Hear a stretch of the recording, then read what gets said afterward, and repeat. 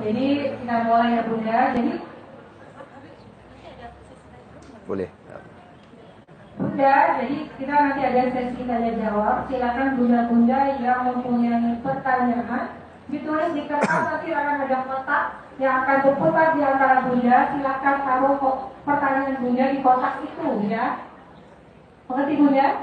Mengerti ya. Jadi nanti akan saya bacakan pertanyaan-pertanyaannya. Ini mari kita mulai kajian ini. Sekali lagi kita mulai dengan membaca basmalah. Bismillahirrahmanirrahim. Habib untuk waktu dan tempatnya, silakan. Terima kasih. Bismillahirrahmanirrahim. Alhamdulillahirabbil alamin.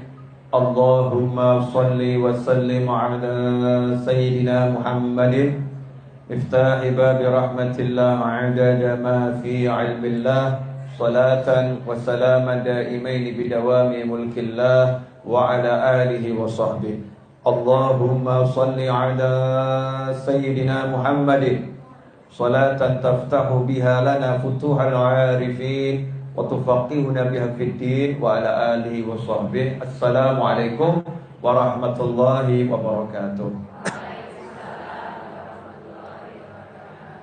Semoga berkat duduknya kita di majelis ini Allah jadikan orang tua kita bahagia dunia, bahagia akhirat. Allah jadikan pasangan hidup kita bahagia dunia, bahagia akhirat. Allah jadikan anak keturunan kita ila yaumil qiyamah penyejuk hati Nabi Muhammad SAW, penyejuk hati orang tuanya. Dan semoga orang-orang yang berbuat baik kepada kita semuanya mendapatkan ridha Allah dan bahagia dunia, bahagia akhirat. Amin Allahumma amin. Ibu-ibu dan pemirsa dimanapun Anda berada, judul kajian pada waktu duha ini memang simple, tapi penjelasannya mudah-mudahan lebih simple. Amin. Iya. Masalah atau jalan sukses. Itu gambar yang beredar broadcast yang buat dari panitia. Saya ucapkan jazakumullah khairan, terima kasih banyak. Saya penasaran yang desain siapa itu. Karena gambar yang dipilih itu pas. Ya, gambarnya pas. Jembatan di atas jurang ya. Jembatan masalah atau jalan sukses?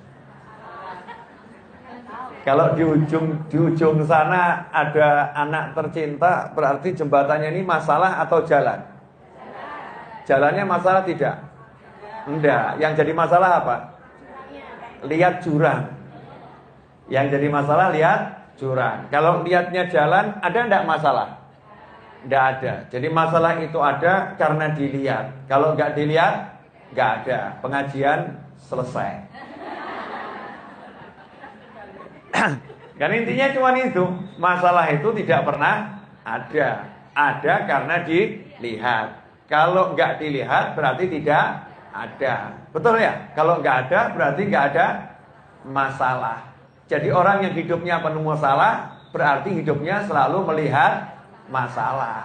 Kalau saya tidak mau melihat masalah, sudah namanya masalah kok dilihat, berarti bodohnya luar biasa. Simple, sederhana ya. Hidup tuh sesederhana itu. Tapi kita senangnya yang ruwet, senangnya yang rumit, senangnya yang buat mumet. Nauzubillah min dzalik. Padahal Allah Ta'ala sudah menjamin setiap kali ada persoalan, di situ ada dua kemudahan. Satu persoalan itu ada dua kemudahan. Satu tantangan, di situ ada dua solusi. Saya mau nanya sama ibu-ibu, anak kita itu waktu mau lahir pakai masalah enggak? Ibu pernah melahirkan? Pernah. Jadi waktu ibu mau melahirkan tuh masalah enggak, Bu? Tidak ada judulnya masalah. Judulnya apa? Melahirkan. Betul? Sebetulnya melahirkan itu masalah atau bukan masalah? Yakin Bu? Taruhan nyawa itu masalah enggak? Sakit yang luar biasa itu masalah enggak? Sebetulnya masalah. Kalau dilihat itu masalah. Tapi ibu gak lihat itu masalah. Betul? Lihatnya apa? Melahirkan. Gak usah dibesar-besarkan. Justru begitu hari H itu dekat, sumringah. Iya. Sudah bukaan 1, alhamdulillah. Loh, nyawanya diancam loh ini. Kamu di antara hidup tidak pernah mau hamil. Ini satu-satunya orang waras ya yang menyambut kematian dengan senyum tuh ibu-ibu. Loh iya. Orang melahirkan itu kan resikonya mati atau hidup, betul kan ya?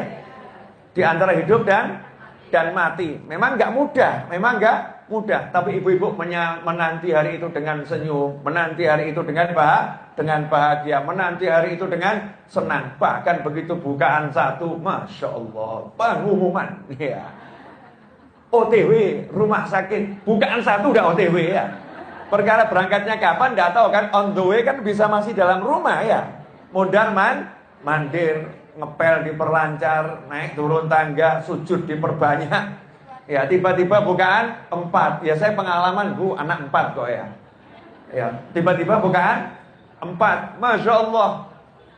Begitu mau melahirkan, senang. Begitu lahir, senangnya luar biasa. Bahkan dalam keadaan masih lelah, letih seperti itu, gendong bayinya dipotret atau mungkin selfie zaman sekarang ya. Zaman itu kan zaman selfie ya. Alhamdulillah. Terus sama lihat anaknya yang lucu. Ternyata nggak ada ibu cerita melahirkanmu itu masalah nak. Nggak ada kan? Padahal sebetulnya itu masalah. Yang dilihat melahirkan adalah jalan menuju kebahagiaan saat aku mendapatkan dirimu wahai kasihku. Masya Allah. Anaknya, maksudnya anaknya. Betul ibu-ibu? Kenapa dalam kehidupan kita nggak bisa lihat seperti itu? Kenapa kita nggak melihat setiap yang nggak enak itu yang kelihatan mata itu sebetulnya jalan yang harus dilewati, yang harus dilalui untuk menuju sesuatu yang luar biasa. Kenapa kita melihatnya aku kena masalah? Kenapa kita nggak melihat aku lagi di jalan menuju kesuksesan? Masalahnya kita kurang prasangka baik pada Allah Ta'ala, kurang prasangka baik pada makhluknya Allah. Hidup banyak prasangka buruk pada kehidupan dan prasangka buruk pada yang memberikan kehidupan, yaitu Allah Subhanahu wa Ta'ala. Makanya mulai pagi hari ini saya ngomong ini untuk diri saya sendiri. Anda tidak mendengarkan tidak jadi masalah dan cukup aku kan ya. Sementara saya bahagia, nggak pernah melihat masalah dan tidak mau melihat masalah itu sebagai masalah.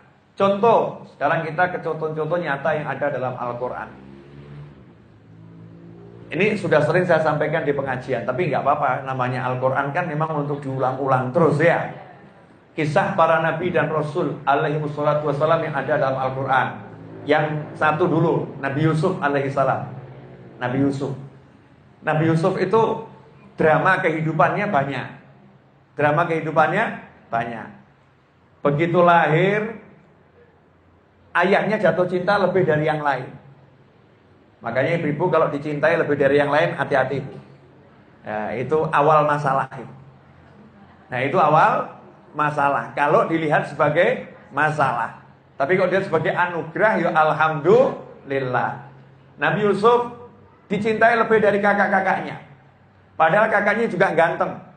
Saudara Nabi Yusuf gak ada yang jelek, ganteng pol. Karena bibitnya memang ganteng.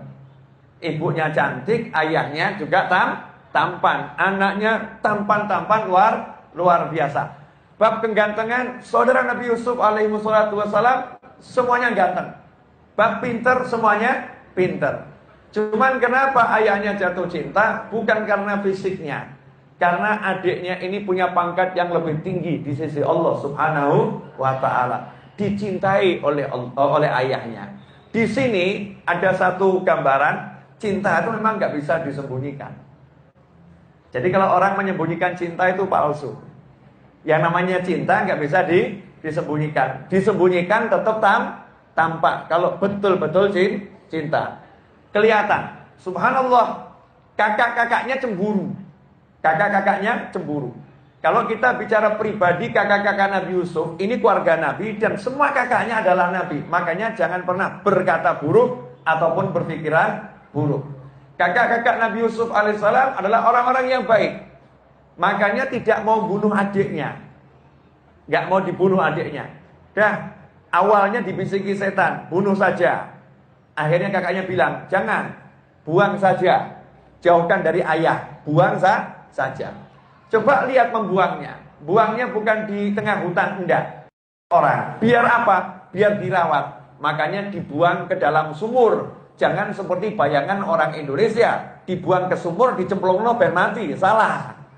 Ya dibuang ke dasar sumur, yang dasar sumurnya di tanah Arab sana, itu airnya tidak apa namanya dalam, ditaruh di dalam situ. Kenapa di dalam situ? Biar mudah minum adiknya. Kalau bisa minum tidak akan mati, dia akan hidup. Kemudian kenapa dipilihkan sumur? Karena setiap musafir pasti cari sumur. Kalau kita pergi lewat tol, setiap orang lewat tol butuh rest area. Untuk apa? Ya, macam-macam kebutuhan. Sopir diantaranya butuh bensin, ya, atau solar, butuh bahan bakar. Penumpang butuh mungkin toilet, ya. Semuanya butuh makan, semuanya juga butuh sholat. Harus mampir rest area. Jadi kalau mau naruh di rest area, ya insya Allah ketemu orang, kan begitu. Nah, rest areanya dulu sumur. Sumur itu rest area. Ini tempat yang pasti dilewati dan dikunjungi. Tidak mungkin tidak. Dibuang di sana. Jadi kalimatnya yang sebetulnya itu dibuang atau ditaruh? Ditaruh. Ya diletakkan di sana. Pertanyaan saya, ini masalah bukan? Buat Nabi Yusuf kalau kita pandang secara umum, masalah bukan? Masalah. Buat Nabi Yusuf masalah. Buat ayahnya masalah, karena dijauhkan dari anak, anak dijauhkan dari ayah. Dilihat sepintas lalu itu masalah. Setelah ditaruhkan, datang musafir. Musafirnya jahat.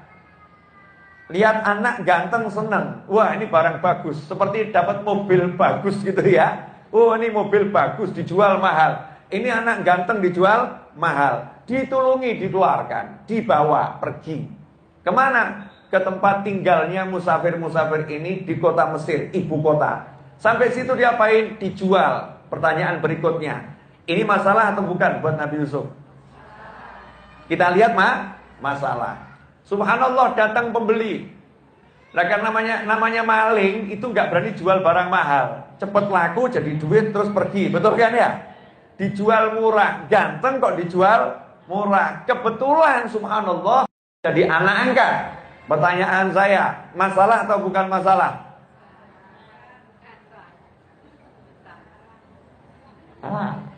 Sampai di sini mungkin bisa apa namanya melihat, oh ternyata Nabi Yusuf sama Allah mau dipindah dari desa tinggal di dalam istana, dari gubuk dipindah ke dalam istana. Berarti ditaruh di sumur, dijual oleh musafir yang maling tadi, itu semua masalah atau jalan? Nah tadi kok katanya masalah? Ya. Setelah itu Nabi Yusuf alaihissalam dicintai istrinya menteri. Cintanya luar biasa. Sampai istrinya menteri ini tidak mau Nabi Yusuf dimiliki orang lain. Akhirnya dijebloskan ke dalam penjara. Pertanyaan saya, masalah enggak itu? Dari istana pindah penjara? Yakin? Masalah kan itu? Kelihatan mata itu masalah. Di penjara Nabi Yusuf dapat murid. Dapat murid alaihissalam. Kemudian muridnya keluar lebih dahulu. Rajanya dapat mimpi. Kemudian tanya sama pakar. Pakar dulu itu jujur. Kalau nggak tahu ya bilang nggak tahu. Ditanya sama raja, apa arti mimpiku ini? Geleng kepala semua, nggak tahu. Muridnya Nabi Yusuf alaihissalam ingat, saya punya guru di penjara. Punya guru di penjara. Ahli menafsirkan mimpi. Bilang sama raja, ada itu guru saya di penjara. Ahli menafsirkan mimpi. Panggil dia. Nabi Yusuf dipanggil. Apa kata Nabi Yusuf alaihissalam? Bersihkan dulu nama baikku. Tanya itu sama perempuan yang menjebloskan aku dalam penjara. Aku salah atau tidak? Singkat cerita, nama baiknya selesai. Nabi Yusuf tidak salah. Bersih. Kemudian ditanya sama raja, apa takwil mimpinya? Dijelaskan. Setelah dijelaskan, diangkat dari napi dibersihkan nama baiknya, diangkat jadi orang kepercayaan raja. Ya, bisa dikatakan pejabat pelaksana kerajaan. Semua apa kata Nabi Yusuf harus ikut. Rajanya duduk manis. Pertanyaan saya, berarti masuk penjaranya itu masalah atau anugerah? Ini ibu nggak jelas ya? Nggak. Karena Nabi Yusuf akhirnya diangkat raja jadi menteri siapa?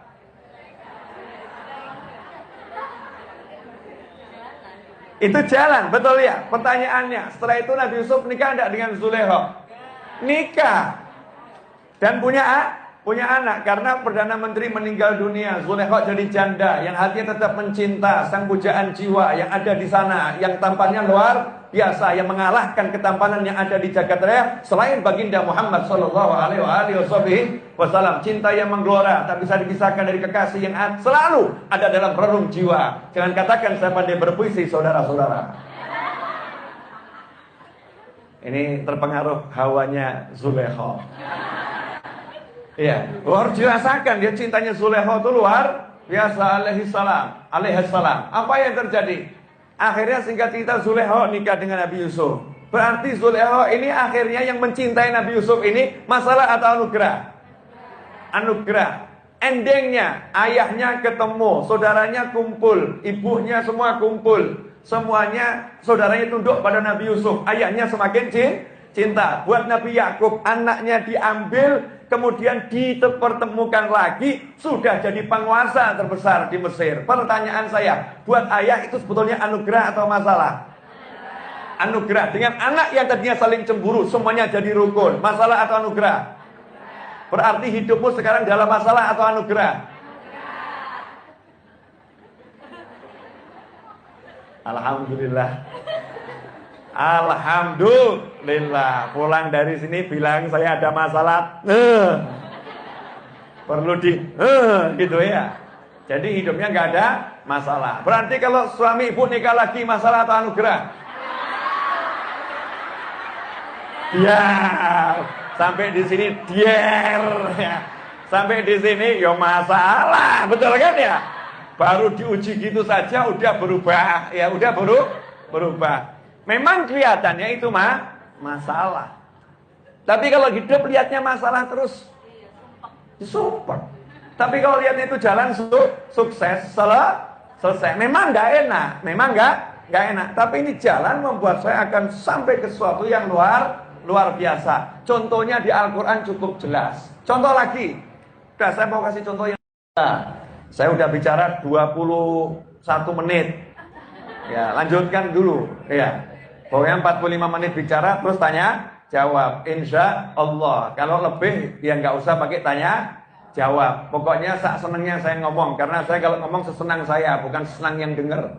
Yang dengar nggak seneng nggak jadi masalah. Yang penting saya kalau ngomong seneng, karena saya nggak ngurus sedihnya orang. Yang penting aku bahagia. Uripmu. Tapi hidupku tak akan buat kamu sedih, tak akan buat kamu sakit, karena aku nggak diajarkan menyakiti dan menyedihkan hati orang. Kalau udah aku bahagiakan kamu tetap sedih, ya urusono dewe. Ojo ngajak-ngajak aku. Contoh, suami pulang-pulang bawa hadiah mobil, Masya Allah, mau bahagiakan toh. Nah, terus komentar istrinya, makanya kalau beli itu aja, aku gak suka mobil yang seperti ini. Lah ya senang iso dewe. Orang ngurus ya. Prinsip hidup saya seperti ada loh yang model begitu, Bu. Ada. Ibu tuh kalau dibelikan kerudung sama suami kan suka komentar. Ayah tuh kan gak tahu sukaku. Makanya kalau mau beli itu ngajak-ngajak. Aku tuh gak penting dibelikan kerudungnya, yang penting diajak jalan-jalannya.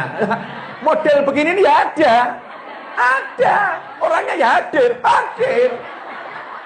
Entah di mana, ya, entah di mana. Ini kan live streaming ya, entah di mana hadir gitu kan ya.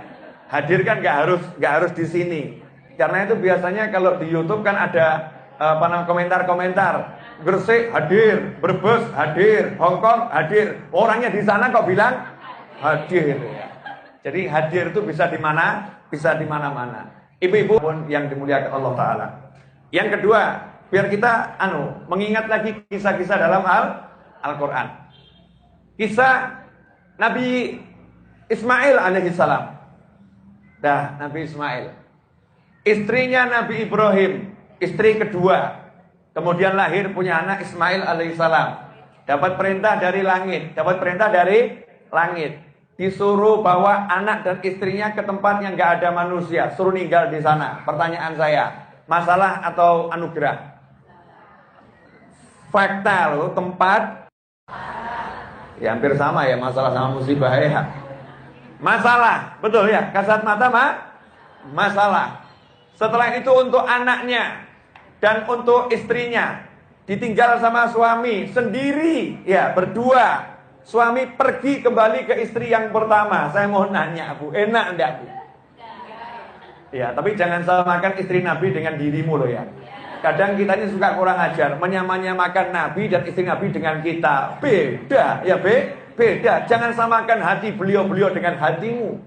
Ya, dengan hati kita. Beliau-beliau hatinya luar biasa. Tapi kalau kita ukur dengan hati kita, ditinggal bersama bayi di tempat yang pasti mati menurut hitungan yang ada. Sementara suami pergi begitu saja kembali kepada istri pertama yang beliau cinta. Pertanyaan saya, masalah atau anugerah? Rasakan dulu.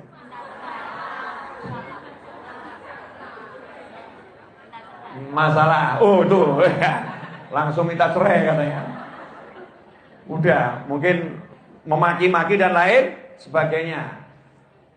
Anak nangis karena kehabisan minuman, kehabisan makanan. Anak nangis dan tidak ada air, nggak ada teman. Masalah atau musibah? Musibah masalah jadi satu, betul ya? Musibah masalah jadi satu. Hasilnya apa? Dapat air Zam-zam. Setelah itu apa? Semua manusia kumpul ke sana. Setelah itu apa? Sampai hari ini ibu-ibu semangat untuk umroh, untuk haji, untuk umroh. Itu yang terbesar, umroh sama haji adalah ziarah kepada napak tilas Nabi Ibrahim sekeluarga. Sedangkan ke Madinah untuk napak tilas ziarah pada Nabi Muhammad sallallahu alaihi wasallam. Meskipun di Mekah dan Madinah semua itu napak tilasnya Rasulullah SAW. Tapi haji dan umrah itu lebih mengenang keluarga Nabi Ibrahim alaihissalam, dan baginda Muhammad SAW adalah keluarga Nabi Ibrahim alaihissalam, cucu yang paling dicintai sampai sekarang. Berarti dibawanya ke Mekah, ditinggal di sana, ya. Itu sebetulnya jalan menuju kesuksesan atau masalah? Jalan Kalau muslim itu harus bisa melihat ini jalan, bukan masalah. Karena Allah bilang, fa inna ma'al usri yusron, inna ma'al usri yusron. Sesungguhnya bersama satu kesulitan itu ada dua kemudahan. Dan Allahnya juga bilang, wa may yattaqillaha yaj'al lahu makhraja. Siapa yang bertakwa sama Allah beri dia jalan keluar. Nah kalau selalu diberi jalan keluar, berarti masalah ada enggak? Enggak ada. Selalu ada solusi, selalu ada jalan keluar. Kalau begitu selama ini cara kita mandang hidup benar atau salah? Salah. Padahal ibu-ibu mandang sekolahnya anak-anak benar. Contoh, mau naik kelas 2, dikasih masalah enggak? Dikasih. Ujian itu namanya masalah. Ibu nyemangati anak gimana? Semangat nak, belajar nak, kamu pasti bisa, nilaimu pasti bagus. Betul begitu? Ibu dampingi untuk menyelesaikan. Benar atau benar nih? Benar. Begitu selesai yang namanya ujian, anak apa? Naik kelas. Selesai ujian anak naik kelas. Selesai ujian anak naik kelas. Sampai nanti akhirnya wisuda. Ibu katakan apa? Yes, alhamdulillah. Sekarang anakku seorang sarjana. Kalau di pesantren anakku sekarang udah bisa jadi ustadz. Lulus dia dari pesantrennya. Berarti semua jenjang ujian ini masalah atau jalan? Jalan. Kenapa dalam hidup nggak bisa lihat seperti itu? Why? Kenapa, Bu? Kebanyakan nonton yang gak perlu ditonton. Kebanyakan mendengar yang gak perlu didengar, dan kurang mendengar yang harus didengar, dan kurang melihat yang harus dilihat. Yang harus dilihat, yang harus didengar adalah Al-Quran kalamullah, sabda Nabi Muhammad SAW, dan penjelasan para ulama, sehingga hidup kita itu nyantai. Kenapa? Jalan itu mudahnya luar biasa. Saya itu heran sama muslim, kita ini sebagai muslim, kok hidup itu bingung tuh, saya heran. Kenapa? Mau ke Jogja, orang dari Jakarta landing di Solo mau ke Jogja, nggak paham modal GPS sampai Jogja. Betul tak betul? Modal GPS sampai Jogja. Masa jalan ke akhirat, jalan hidup di dunia, modalnya Al-Quran dan Sunnah, kok masih bingung? Ini kan namanya orang-orang. Kok semua jadi mandang saya senyum-senyum nggak enak nih, kenapa ya? Baru selama ini sadar ya. Berarti curhat itu penting enggak? Nah kalau ibu-ibu nggak curhat lagi, kerjaannya apa? Wah, Bu, kalau ibu-ibu nggak curhat lagi, kelihatannya yang namanya tuh kumpul-kumpul temen kurang seru ya. Nanti curhatnya lain. Gimana? Kamu semalam tahajudnya berapa rakaat? Saya maunya 200 rakaat. Maunya. Tapi 2 rakaat, belah. Ya, Masya Allah. Curhatnya lain. Ya, curhatnya lain. Saya ini loh mau paham hadis ini kok susah ya, kok nggak paham nih ya. Kamu tahu nggak nih, Masya Allah. Nanti kalau ngobrolkan suami udah lain. Biasanya ngobrolkan suami masing-masing itu menggunjing suaminya. Karena saya pernah duduk di suatu rumah makan, di depan saya ibu-ibu lagi kumpul gitu ya. Kebetulan kuping saya ini kuping ustaz, tajamnya luar biasa. Udah ditutup-tutup masih dengar suamiku. Kemudian saya batin sano jadi bojone. Suaminya lagi kerja cari nafkah, istrinya ngerumpi makan pakai duit suami, kemudian gunjing suami. Masya Allah. Makanya banyak suami masuk surga karena dosanya dimakan istri, banyak istri masuk neraka karena makan dosanya suami. Jadi suami bejonya luar biasa. Ibu, maaf ya Bu, soalnya saya kalau ngomong nggak mikir, ini keluar begitu saja. Mudah-mudahan pelajaran buat yang berbicara dan yang mendengarkan. Amin. Boleh dilanjut? Sampai di mana tadi? Suami. Kisah kedua Nabi Yusuf, Ismail, ya Nabi Ismail, suami. Udah suami lewat. Nabi Ismail alaihissalam, ujung-ujungnya ibunya bahagia, ayahnya bahagia, anaknya bahagia, semuanya bahagia. Kita lihat Nabi Musa alaihissalam. Nabi Musa itu belum lahir udah ditetapkan buronan wajib dibunuh. Belum lahir, belum ada, sudah ditetapkan buronan, bayi laki-laki lahir bunuh. Itu masalah bukan? Masalah. Bahkan yang merintah ini Raja Firaun, raja yang sangat berkuasa. Raja ini buat pasukan elit khusus mendata wanita hamil. Jadi bumil itu didata sama Firaun. RT, RW, nomor rumah, bahkan kalau zaman sekarang sudah di lock GPS. Jadi tinggal di-share ketemu, gitu kan ya? Mungkin kalau zaman sekarang udah ditempeli badannya pakai GPS tracker gitu. Taruh udah nggak ngerti di mana gitu ya, ditanam nih. Kemanapun kamu bergerak diikuti pasukan elit saya. Allah Ta'ala mau menyelesaikan masalah ini caranya bagaimana? Ini masalah.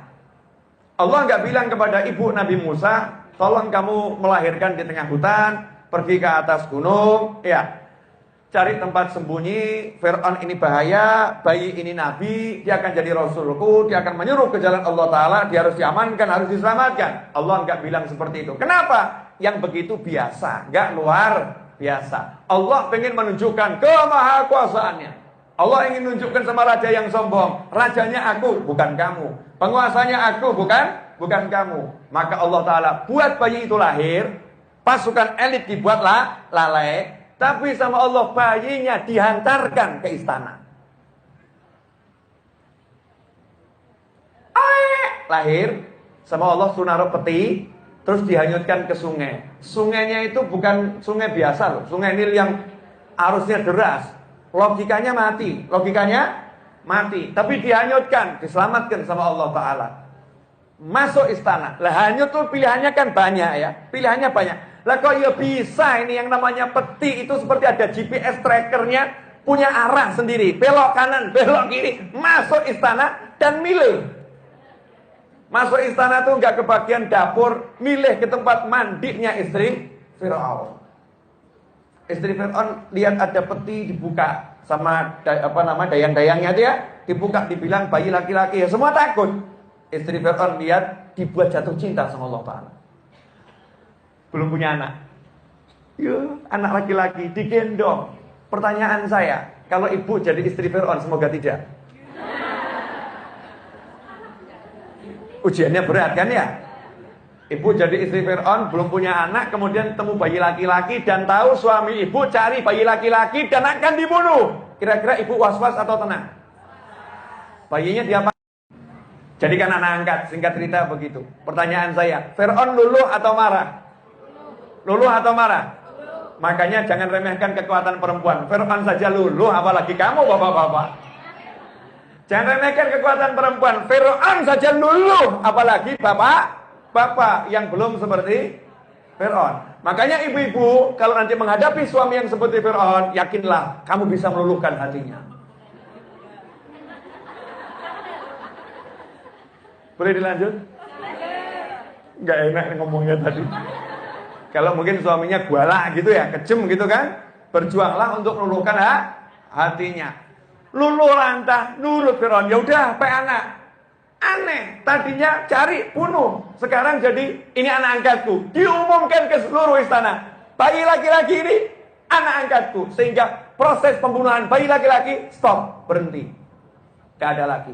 Ini anak angkatku. Subhanallah, bayinya nangis. Oe, lapar. Haus, karena begitu lahir langsung dihanyutkan, belum sempat minum. Sementara saudarinya Nabi Musa, kakak perempuan yang buntuti bayi ini kemana? Begitu lihat ke istana kan kaget, marani Firaun, kaget, lapor sama ibunya, ini adik saya marani Firaun ini. Ya, tapi ibunya tenang. Kenapa tenang? Karena ada janji dari Allah Ta'ala, hanyutkan. Nanti aku akan kembalikan kepadamu dan engkau akan menyusui dan dia akan kujadikan rasulku. Dia akan kujadikan rasulku. Subhanallah, Firaun bingung. Jangan sampai bayi ini mati. Tadinya pengen bunuh, buat pengumuman. Bayi laki-laki dilarang mati yang satu ini. Semua harus berusaha ini hidup. Carikan ibu yang bisa menyusui. Kalau ada ibu bisa menyusui, saya kasih hadiah. Tinggal di istana, nyusuin anak saya gaji dengan gaji yang luar biasa. Masya Allah. Subhanallah. Satu-satu perempuan. Deng. Nabi Musa ya milih, bukan ibunya. Ngamuk, udah mau. Rencananya Allah luar biasa. Padahal itu kan banyak perempuan barusan lahir kan tuh ya. Aslinya bagus-bagus, ditolak sama Nabi Musa. Giliran ibunya Nabi Musa, baru didekati udah diem, digendong anteng, minum asinya puas. Firaun senang. Itu jalan atau masalah? Jalan untuk banyak hal. Betul ya, jalan. Singkat cerita, tinggal di istana yang didik Firaun dengan pendidikan yang luar biasa secara militer, biologi, kimia, fisika, pendidikan umum lengkap. Semua pakar itu dari pakar istana, tapi pendidikan hati langsung dari Allah Subhanahu wa Ta'ala. Singkat cerita, akhirnya ketahuan Nabi Musa aslinya. Ternyata ini yang dicari selama ini. Ya, ketika Nabi Musa memukul salah satu kelompoknya Firaun, pukulannya pelan. Benar itu, baca tafsir, bukan pukulan keras, pukulannya pelan. Tapi kebetulan jadwal malaikat Israelnya buat nyawanya. Bareng, jadi pas nempel, pas cabut, akhirnya mati. Jadi Nabi nggak membunuh. Ya, Nabi nggak membunuh. Jangan kamu beralasan, oh Nabi juga ada Nabi yang pernah membunuh. Nabi Musa nggak pernah bunuh orang, tidak pernah membunuh. Sehingga kalau diotopsi secara forensik terbukti laki-laki ini bukan mati karena pukulan, tapi karena sebab yang lain, memang ajalnya, memang waktunya. Tapi tersiar berita Nabi Musa bunuh, akhirnya jadi buronan lagi. Pertanyaan saya, diburu Firaun, diumumkan satu negara, bahkan ke luar negeri, masalah atau bukan masalah? Masalah, iya. Tapi gara-gara diburu Firaun, Nabi Musa pergi jauh, ketemu perempuan yang solehah 2 orang, kemudian dipanggil orang tuanya, dipek mantu, diangkat jadi menantu, buronan dikawinkan. Masya Allah. Gak punya modal, suruh tinggal di sini saja 8 atau 10 tahun. Dah, itu modal kamu untuk nikahin putri saya. Ternyata itu tujuannya adalah untuk diangkat jadi murid, karena mertuanya adalah Nabi Syuaib alaihi salam. Mertuanya adalah Nabi. Pertanyaan saya, jadi buronan, dapat istri, dapat guru Nabi, masalah atau anugerah? Asyik. Setelah itu lanjutkan, Nabi Musa alaihissalam lulus dari mertuanya, berangkat bersama istrinya. Di tengah jalan kelaparan, laparnya luar biasa. Bilang sama istrinya, tunggu di sini, aku akan cari makan. Lihat ada api di atas gunung, berarti ada musafir yang lagi bakar api. Api unggun berarti ada makanan. Biar aku ke sana, minta sesuatu dari Rasul. Berarti laparnya, capeknya, lelahnya, itu masalah atau jalan? Jalan lagi. Lanjutkan, balik ke Fir'aun, diajar sama Fir'aun, dibantai sama Fir'aun, dikejar sama Fir'aun, ngajak kaumnya lari sampai ke tengah laut. Betul? Hasilnya apa? Dikasih Allah mukjizat, laut terbelah, Nabi Musa selamat, Fir'aun tenggelam. Berarti ketika ada lautan di hadapan, ada Fir'aun di belakang, itu masalah atau jalan? Jalan. Nah, masalahnya, yang jadi masalah, kita nggak mau mikir ending yang baik. Masalahnya prasangka buruk dan lihat ini masalah. Betul kan ya? Nggak mau lihat yang nggak masalah. Makanya mulai hari ini rubah hidup kita. Jangan pernah melihat masalah. Lihatlah yang memberi masalah. Yang memberi masalah adalah Allah subhanahu wa ta'ala. Allah yang ngasih PR. Allah kasih PR mau tingkatkan pangkat, mau naikkan derajat, mau hapuskan dosa, mau beri sesuatu yang luar biasa. Begitu lihatnya Allah, masalah jangan dilihat, tinggal minta tolong sama Allah. Kalau kita nggak tes, nggak paham, Pak Guru, ini soalnya gimana sih? Ya, soalnya gimana gitu kan? Nanya sama gurunya, nanya sama Allah Taala, minta sama Allah Taala, angkat tangan. Anehnya Allah sudah mengajarkan semua cara minta, tapi kita tidak mau menggunakan cara yang Allah berikan. Sibuk pakai kepala kita sendiri, pikiran kita sendiri. Pakar yang berkata solusi katanya dari ahli, tapi nggak mau solusi dari ilahi. Masya Allah. Hampir 45 menit saya bicara, 5 menit penutupan. Terasa nggak terasa, tapi saya terasa. Karena saya dari Solo tadi belum sempat sarapan, langsung nyupir. Ya, karena kalau saya makan nanti semakin lama sampai itu tujuan. Betul kan ya? Kalau sekarang makan juga nggak enak, makan dilihat orang banyak. Inilah cara untuk segera mengakhiri pengajian. Itu cuma cara, Bu. Ya, jadi lapar itu jalan menuju berakhirnya pengajian. Lanjut. Sekarang coba Ibu cek. Ibu cek ya. Tadi kan kisah nabi-nabi ya. Saya nggak usah cek sampai ke Rasulullah SAW. Rasulullah kan jelas akhirnya Fathul Mekah, betul ya? Setelah itu Anda bahagia nggak? Betul kan? Misalnya gini, pernah mau nikah sama orang nggak jadi. Setelah 20 tahun bahagia. Untung aku rabi mbak ternyata bojone papat. Coba aku rabi mbak Masya Allah, mati kuru aku. Mungkin ada sebagian ibu begitu, betul kan ya? Dulunya sakit hatiku, dia batalkan pernikahan ini, sakit. Atau ibu mau beli mobil, sudah tawar, ya tiba-tiba dibatalkan sama yang punya. Padahal mobil itu ibu senangnya luar biasa.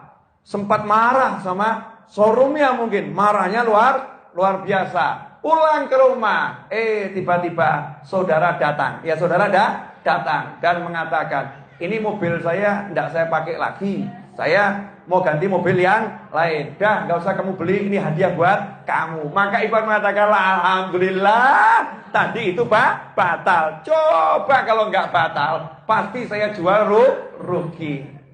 Cek masing-masing. Saya nggak nyuruh ngecek milik orang lain. Permasalahan yang pernah Anda temui masing-masing. Hasil akhirnya itu nanti ketawa. Hasil akhirnya Ketawa. Habib kok tahu? Ya karena hidup saya banyak menempuh jalan. Saya nggak mau ngomong menempuh masalah, banyak menempuh jalan.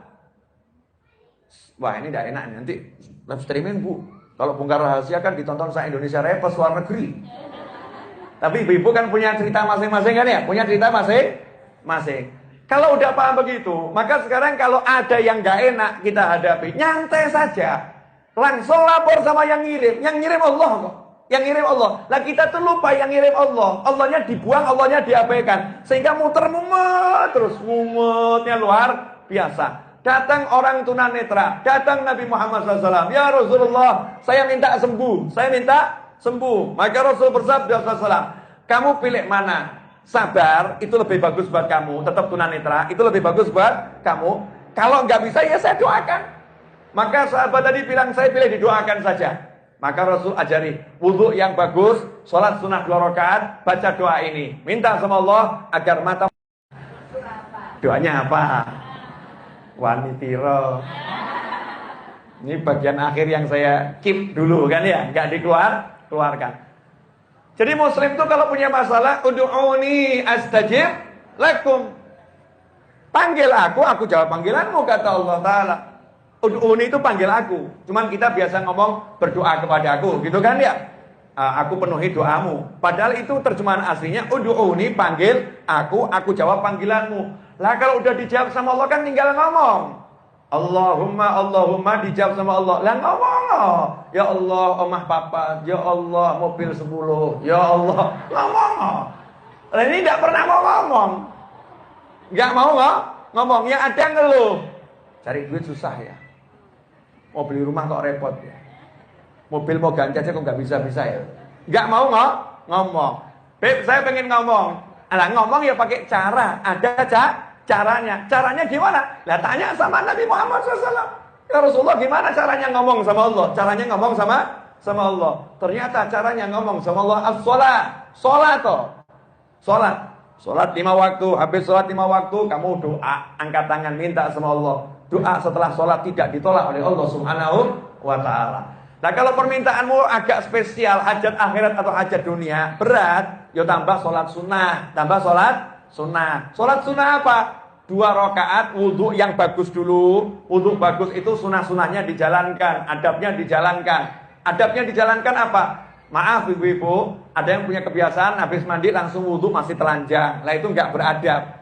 Sah wudhunya, tapi tidak beradab. Ini wudhu yang beradab, yuk ditutupi dulu pakai anduk atau apa ya, wudhu. Sunnah-sunnahnya dijalankan, bismillahnya dijalankan, sunnahnya di telinga ya dijalankan, di hidung dijalankan, kumurnya dijalankan, ya 3-3-nya dijalankan, diperhatikan baik. Setelah wudhunya bagus, sholatlah 2 rakaat, sabda Nabi Muhammad SAW. Sholat 2 rakaat. Rakaat pertama setelah Al-Fatihah baca Al-Kafirun. Rakaat kedua setelah Al-Fatihah baca surat Al-Ikhlas. Selesai salam, jangan langsung minta. Selesai salam ya kamu puji-puji Allah dulu, sabda Nabi Muhammad SAW. Ya muji Allah itu banyak. Ya istighfar dulu yang banyak ya. Baca hasbunallah wa ni'mal wakil, hasbunallah wa ni'mal wakil itu juga cuma sekali.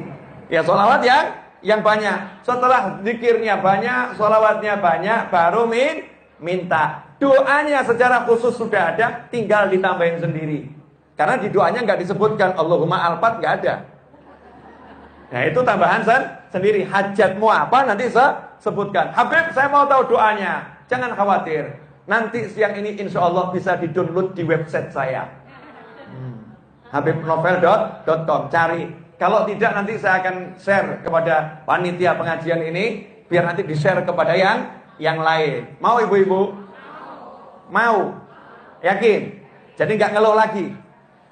Jadi kalau lagi sebel sama suaminya, sekarang ngapain bu? Didoakan apa suaminya? Tiba-tiba saya udah tahu ilmunya Pak dari Habib Novel. Kamu kalau macam-macam lihat saja. Tak laporkan Allah Ta'ala.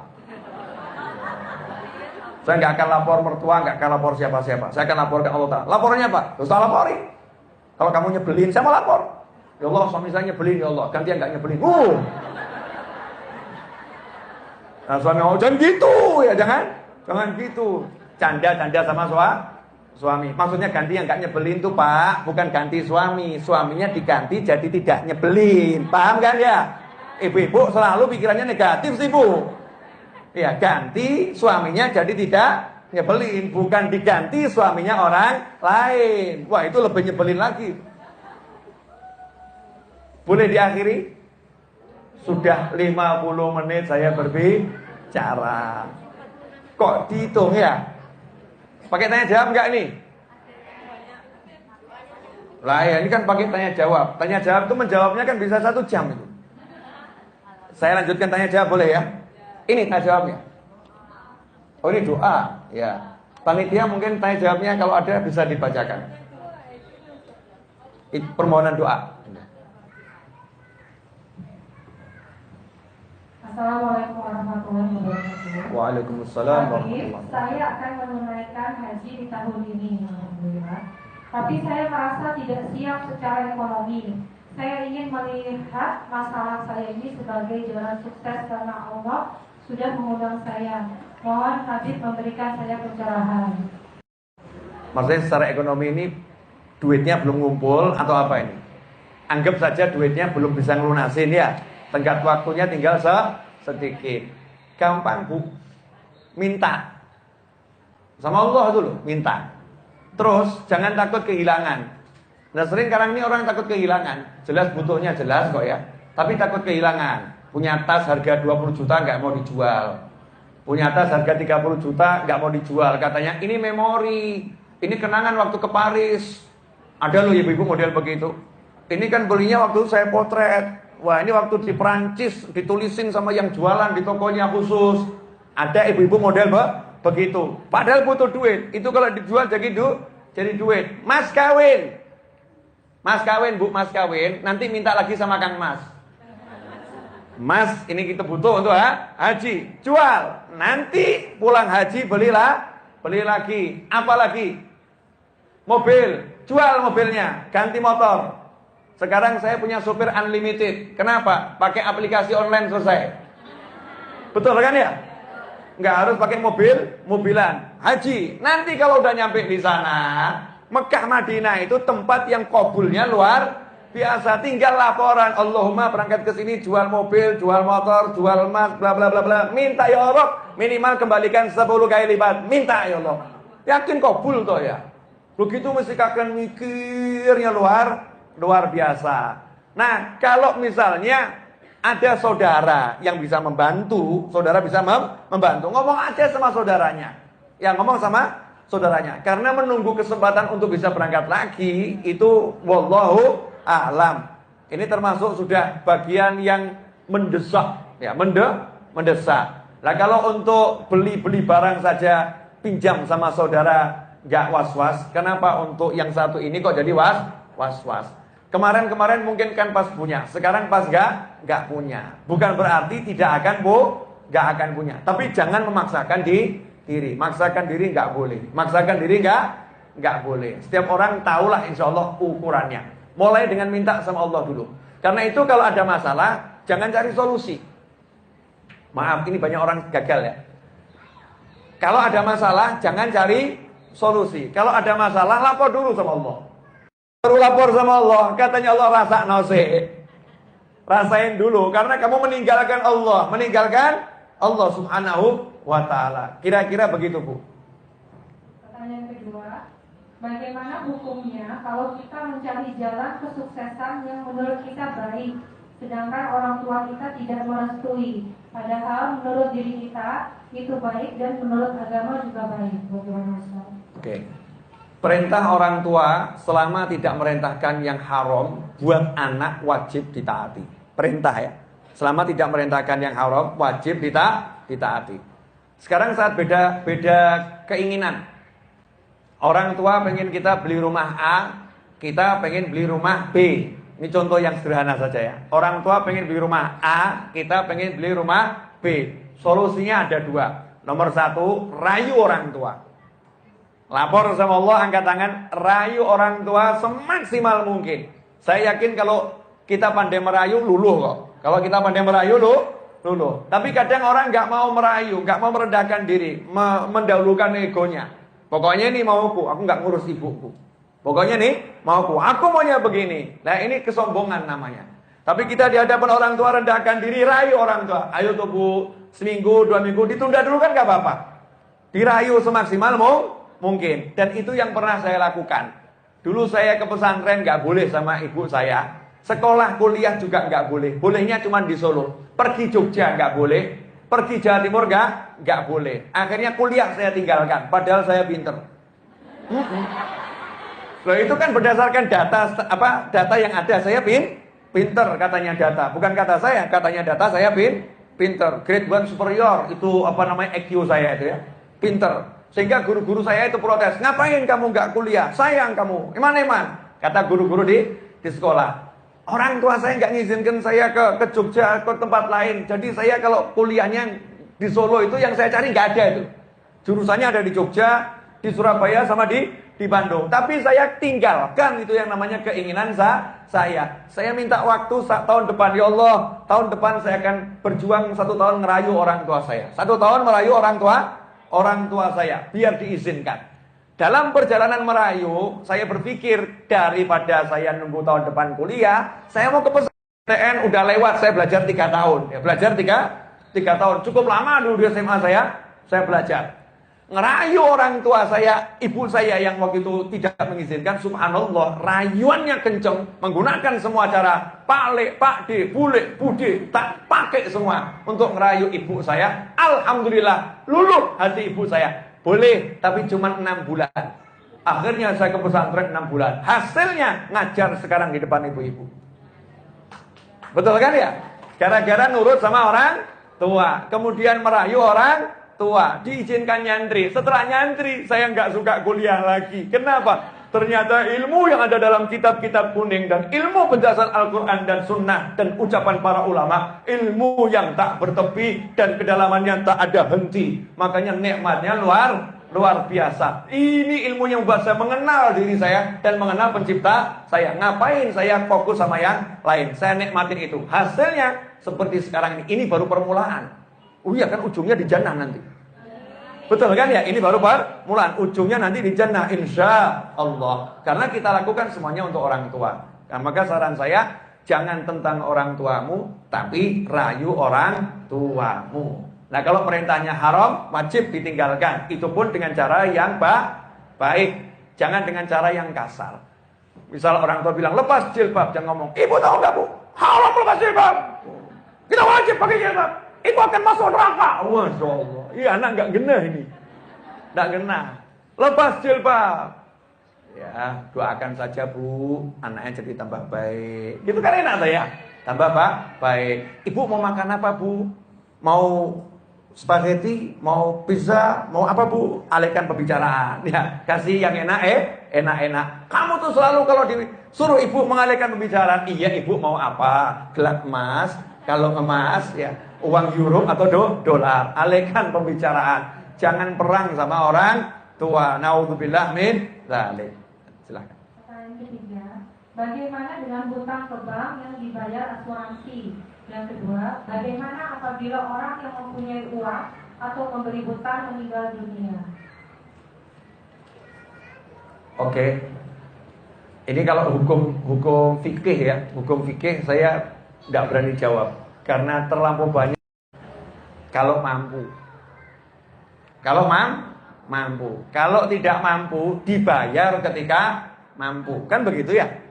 Maka jangan jadi beban. Maksud saya begini ya, misal saya punya hutang, sungguh-sungguh pengen bayar, bekerja pengen bayar, ternyata sampai tanggalnya nggak ada uangnya nggak ada, karena hidup kan misterinya luar biasa. Jangan kemudian stresnya begini, wah aku masih punya hutang, nanti kalau aku mati masuk neraka, aku akan disiksa di kubur karena aku tidak bisa bayar hutang. Salah. Yang disiksa itu orang yang niat ngemplang, niat tidak membayar. Ya, itu yang disiksa. Tapi kalau yang tidak bisa membayar, justru orang yang terlilit hutang tidak bisa membayar, itu sangat disayang oleh Allah Subhanahu wa taala karena itu dia menjadi bagian yang berhak menerima zakat.